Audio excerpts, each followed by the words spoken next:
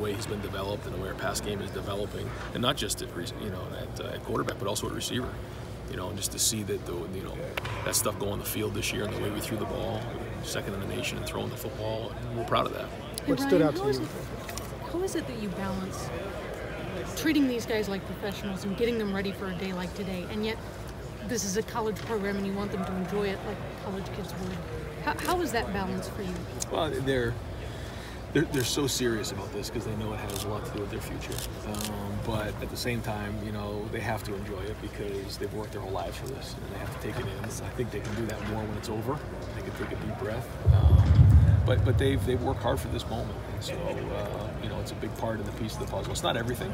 It's that we have the film and the combine and different things to tell the story for these guys, but this is obviously a part of it. What stood out to you about Dwayne's throwing and the receivers for that matter? I thought it looked natural. It didn't look forced. I think sometimes when you watch a quarterback, you're like, how is he going to throw? Dwayne threw the way Dwayne throws.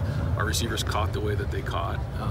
And you just saw Terry McLaurin and Johnny and those guys just work hard to go catch the ball and run really fast. I mean, that's what practice looked like. That's what routes on air looked like, and that's what it looked like today. So I think when it looks natural like that, it doesn't look forced, and that's just kind of the way that they throw and catch. It's pretty impressive. It's kind of bittersweet, too. I mean, to see all those passes, completions, catches, touchdowns going out the door. Yes. Yeah. Yes. Especially by a sophomore. Yeah. So where's the bar? The bar has been set, or how would you say it? Yeah, it has been set for sure. Absolutely.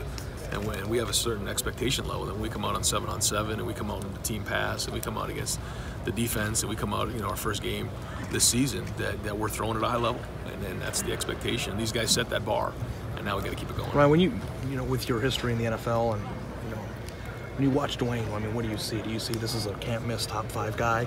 I mean, what do you from the NFL? I see a very, very high ceiling. I see a guy who's natural throwing the football. His accuracy, his anticipation, his touch is some of the best I've been around. It looks, like I said, he just plays catch. Some people don't do that. And the more experience he gets, the better he's going to be. Ryan, just that idea, what you're saying about accuracy and touch and playing catch like that, how important is that with the tight windows in the NFL? And you're saying not a lot of guys have that. How does a guy get that? What's difficult about developing that as a quarterback? I think some guys, just have that certain ability to throw the ball naturally. And some guys are kind of self-made that way. I think Dwayne's a natural throwing the football. It just makes sense to him. It makes sense to him. The way he sees receivers run routes, the way the ball comes out of his hands. He's a natural.